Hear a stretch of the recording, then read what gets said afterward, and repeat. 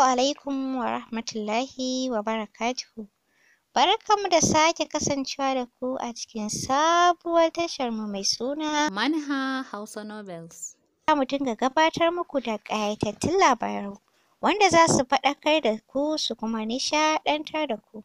A yau za mu fara muku ne da ƙayataccen labarinmu mai suna Karayar Arziki na marubuciya Balkisu Ibrahim, wacce kuka fi sani da Bilin Abdul, wanda ni Maman Al'amin zan dinga gabatar muku da shi. A sha sauraro lafiya. Kar ku manta, ku danna mana subscribe tare da ƙararrawar sanarwa, yanda za a dinga sanar da ku da zarar mun ɗora sabon labari. Burum, aka turo ƙofar tamkar za a cire ta. Zaune yake a bakin gado yana harhaɗa wasu takardu. An kaɗo ƙofar bai sa shi ko gezau ba bare ma ya ɗago don ya san bai wuce matarsa ce Libna ba da wannan ɗanyen aikin. Ya huro hanci haɗe da riƙe ta huro hanci haɗe da riƙe ƙugunta da hannu biyu. Wata uwar harara ta watsa masa wadda bai ma san tana yi ba. Umar Faruk ta kira sunansa cike da masifa. Bai amsa mata ba bai kuma ɗago ba, harkar gabansa kawai yake yi. Labna da ke tsaye tana karkaɗa jiki ta kuma kuɓula, da haka ta ci gaba da magana cike da tsiwa. Gaskiya ni kam na gaji. Ka san yadda za ka yi da ni wallahi. Shekaran jiya ka cire yara daga makaranta. Ban ce maka komai ba. Yanzu kuma shi ne za ka zo da mutane suna zazzagaye gida? Shin me kake nufi? Ko shi ma gidan saida shi za ka yi ne? To wallahi idan ma tunanin haka kake yi ka canza. Dan ba zan rayu ba ni da tsuntsu ba ni ga tarko ba. Ai dama na san tunda aka aura maka waccan 'yar ƙauyen sai mun shiga bala'i. Ga shi nan tun ba a je ko ina ba komai ya ƙare. Mayya mai farar ƙafa ta shigo rayuwarmu. Saura kuma kurwanmu ake bibiya a lashe yanzu. Ɗan tsaki ya ja idonsa a kan takardun da yake zubawa a cikin wata 'yar jaka. Sai da ya gama tsaf sannan ya ɗago fararen idanunsa yana kallonta. Ya nuna ta da ɗan yatsa. Lubna, shiga hankalinki. Kin san ba na son shirme ko? Gida kam zan saida shi, idan kuma naki ne sai ki hana. Ina mai yi miki albishir da ki fara shiri don nan da kwana biyu za mu bar musu gidansu. Jar uban nan kai? Wallahi Umar baka isa ba. Ai ni ma ina da haƙƙi da gidan tunda 'ya'yana suna da gado. Kansa ya girgiza yana rataye jakar a kafaɗa ya ce mahaukaciya kawai. Sai ki bari sai na mutu kafin ya zama gadon nasu. Umar, ni kake kira mahaukaciya? Bai tanka mata ba, ya tako cikin nutsuwa ya nufi hanyar fita. Da sauri ta sha gabansa tana wuce. Wallahi babu inda za ka je sai ka sanar da ni wace ce mahaukaciyar. Kallon sama da ƙasa ya mata ba tare da ya yi magana ba ya ja tsaki tare da raɓawa ta gefenta zai wuce. Da sauri ta kuma shan gabansa. A fusace ya ce, wallahi ko ki tashar min a hanya ko kuma na kashe fuskarki da mari. To ka mare ni mana, na ga dai ni ma Allah ya bani hannun da zan rama. Ya ce ko? Ko za ka gwada ni? Wani ƙasaitaccen murmushi ya saki ya raɓa ta ɗayan gefenta ya fice yana cije leɓensa. Bisa ta yi da kallo tana girgiza jikinta alamar tsumuwar bala'i sai kuma ta rushe da kuka. Ya ce to fa, ana yin ta. Shi kam ko da ya fito ɗayan ɓangaren ya shiga babu kowa a falon sai sassanyar ƙamshi da na AC da ke tashi. TV ma a kashe take. Hanyar wani ɗaki ya nufa. Tana zaune a bakin gadon da ya sha gyara. A nan ma ƙamshi ne mai daɗi da saka zuciya da natsuwa ke tashi. Ta rabka takumi daga ganinta ka san tana duniyar tunani.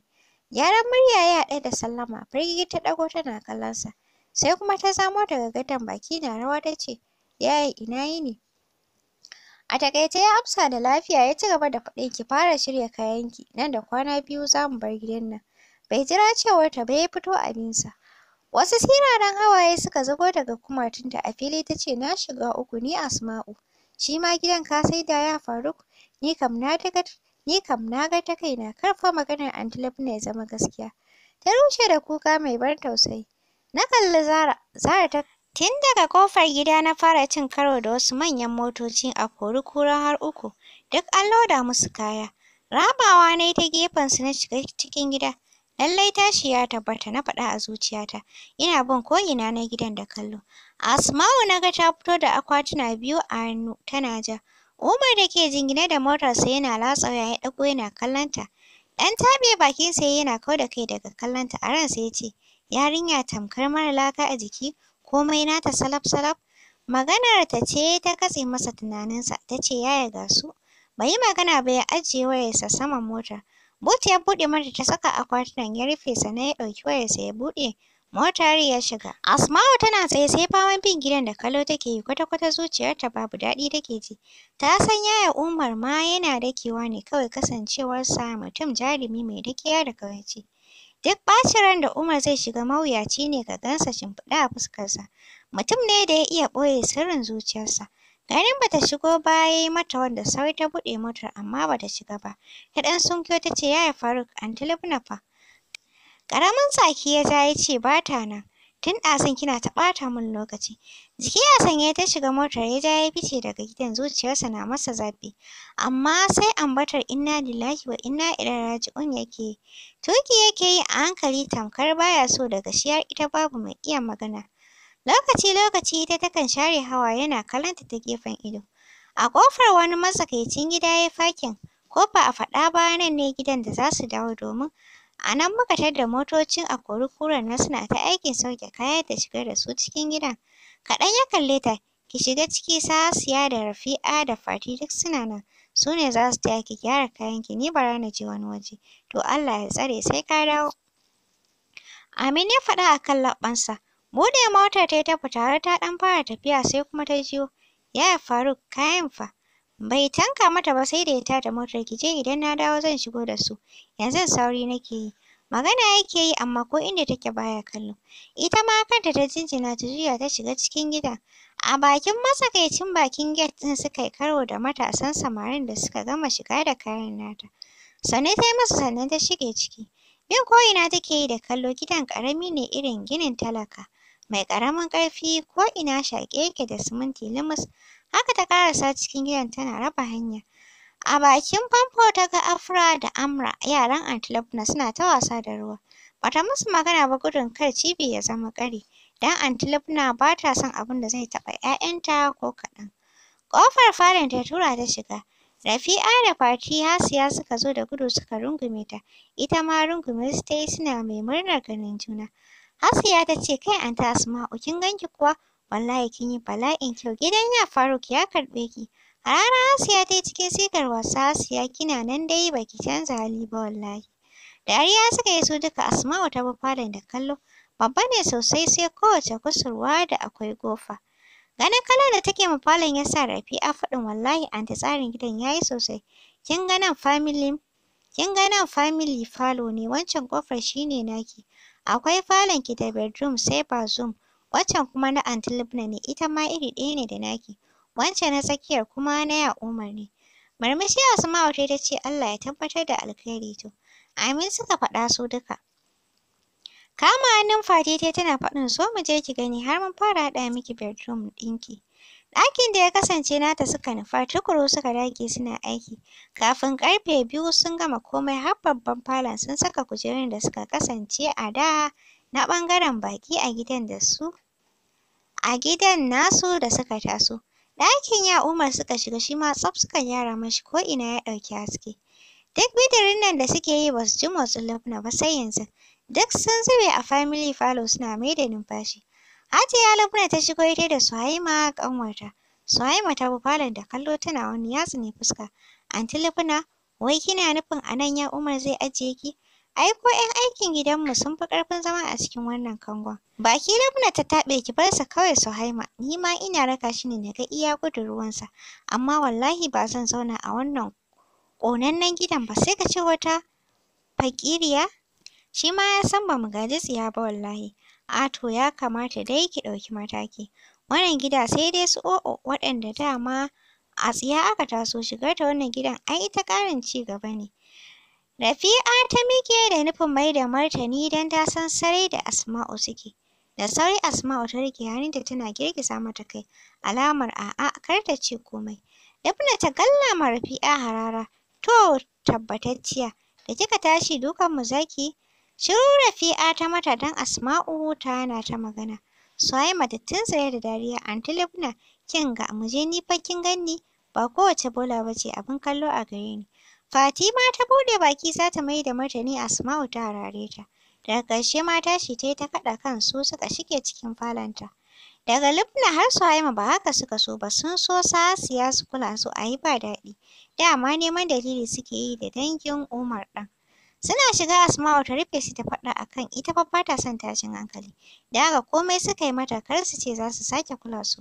Shiru suka yi mata kowa tana turo baki don su haƙurin Asma'u haushi yake ba su. Sai magariba ya Umar ya dawo gidan suna zaune bayan sun idar da sallah ya shigo. Su duka rusunawa suka yi suna gaida shi ya amsa babu yabo babu fallasa. Ya ce ku tashi na maida ku gida. To suka faɗa kowa tana miƙewa da neman mayafinta kowa ya shirya suka yi ma Asma'u sallama. Hawaye ta fara da roƙonsu don Allah su ringa zuwar mata akai-akai. Haƙuri suka ba ta suka ce za su rinƙa zuwa, dama makaranta ce take hana su. Ya Umar duk yana jin su, ganin sun ƙi tahowa ya doka musu tsawa kai, ba na son raini fa. Ba ma su bari ya ƙarasa ba suka fita da ɗan gudunsu. Asma'u ta cusa kanta tsakanin cinyoyinta, tana kuka saboda kewar 'yan uwan nata. Ko ba komai yau ta ji daɗin ganin su, sun yi hira ta ji farin ciki a ranta. Bata kuma saka ya Umar a idonta ba har wayewar gari dama ba zuwa kwana ɗakinta yake yi ba, ita kuma ba ta zuwa ɗakinsa. Don duk haƙurinta tana da matuƙar zuciya duk da ta san ba son ta yake yi ba. Hasali ma taimakon ta yi, amma ai bai dace ya rinƙa mata haka ba ko don darajar zumuncin da ke tsakaninsu. Share hawayenta ta yi ta miƙe zuwa kicin domin haɗa breakfast. Ruwan shayi kawai ta dafa da Lipton da kayan ƙamshi don ba ta ga wani abu ba a store ɗin gidan. A tsakiyar falon ta zo ta ajiye kofuna da flask ɗin shayi don ya Umar baya cin abinci a kan dining. Tana cikin ɗan gyara kayan ya fito daga ɗakinsa sanye cikin farar jallabiya. Rusunawa ta yi ta gaida shi. Sau ɗaya ya amsa ya fice mintuna kaɗan ya dawo ɗauke da baƙar leda a hannunsa. Asma'u na zaune a babban falon tana jiran dawowarsa don ta tambaye sa yadda za a yi. Ledar ya miƙa mata hannu biyu ta sa ta karɓa tana masa sannu. Kujera ya samu daga nesa da ita ya zauna ita kuma ta buɗe ledar. Biredi ne a ciki sai madara irin 'yar sachet ɗin nan guda 3, sai sukari da bota ta leda. Ganin yadda kayan shayin yake ya sa ta rarraba kowa a kofi ta ajiye. Gamawarta babu daɗewa sai ga su Amra sun fito da gudu. Jikin baban suka faɗa suna faɗin Daddy ya ce na'am twins ɗina kun tashi lafiya? Lafiya lau.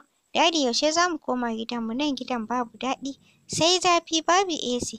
Murmushi kawai ya musu ya kama hannunsu suka sako ƙasa inda Asma'u ta haɗa ma kowa shayi. Daidai nan Lubna ta fito ta ci kwalliyarta cikin pink ɗin shadda sai zabga ƙamshi take yi. Afra da ta kurɓi shayi ta yi saurin zubo shi a ƙasa tare da cilla ma Asma'u biredi da ta bata bayan ta shafe shi da bota. Ni dai ba zan sha tea ɗin nan ba mommy babu daɗi ba. Ni dankali da ƙwai nake so. Ga lala Asma'u tai tana kallon ta ganin haka ita ma Amra ta yi cilli da nata gefe. Ya Umar duk yana jin sa amma ya kunnen uwar shegu da su. Sai danna shayinsa da bread yake yi hankali kwance. Lubna ta harare shi to kaji su fa ba za su iya shan wannan tea ɗin ba.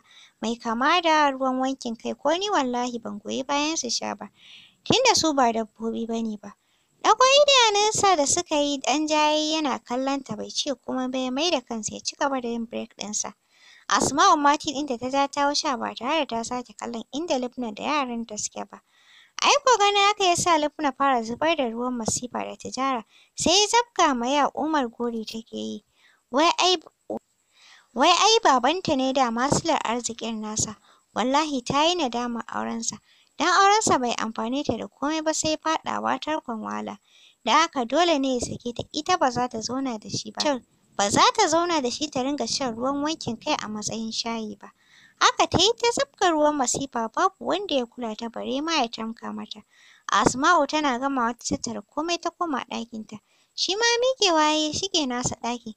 Ita ma ganin babu sarki sai Allah ta ja hannun Afra da Amra suka bar gida. Bayan wasu 'yan mintuna Umar Faruk ya fito tsaf sanye cikin ƙananan kaya.